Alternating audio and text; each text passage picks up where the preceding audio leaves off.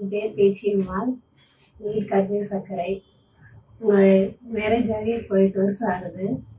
2-3 வருஷமா இப்போ ட்ரீட்மெண்ட் பார்த்தோம். ஆனால் எங்களுக்கு எங்கேயுமே இது சரியாக அமையலை. ஆனால் ஃபஸ்ட் டைம் இங்கே நோவா ஹாஸ்பிட்டலுக்கு வந்தோம். சுதியா மேடம் பார்த்து இப்போ 3 மந்த்ஸ் தான் ட்ரீட்மெண்ட் பார்த்தோம். ஆனால் ஃபஸ்ட் டைம் எங்களுக்கு ஐவிஎஃப் வந்து சக்ஸஸ்ஃபுல் ஆகிடுச்சு.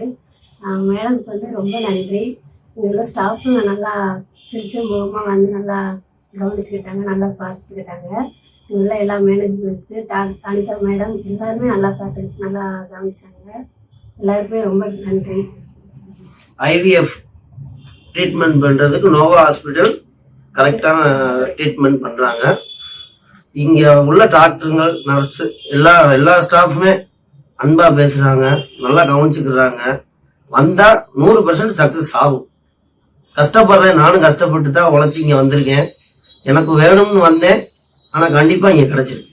கஷ்டப்படுறவங்க, குழந்தை இல்லாதவங்க யாருனாலும் இந்த ஹாஸ்பிட்டலில் வந்து நல்லா பார்க்கலாம். ட்ரீட்மெண்ட்டும் பரவாயில்ல, ஹெல்ப்பும் நல்லா பண்ணுறாங்க. இது மாதிரி இன்னொரு ஹாஸ்பிட்டல் தேடி போனால் கூட கிடைக்காது. நல்ல முறையில் ட்ரீட்மெண்ட் பண்ணுறாங்க. ஃபர்ஸ்ட் டைம் வந்து கன்சீவாக இருந்தப்போ எக்டோபிக் ப்ரெக்னன்சி ஆயிடுச்சு. ஒரு டியூபே எடுக்க வேண்டிய நிலைமைக்கு வந்துருச்சு. அதனாலேயே என்னமோ தெரியல, 6-6 இயர்ஸாக எதுவுமே இதாக இல்லை. என்ன ட்ரீட்மெண்ட் பண்ணி ஆனால் எங்கள் ஃபஸ்ட் டைம் வந்துமே நல்லா நல்லபடியாக சக்ஸஸ்ஃபுல்லாக ஆயிடுச்சு. Thank you madam. Thank you Nova IVF.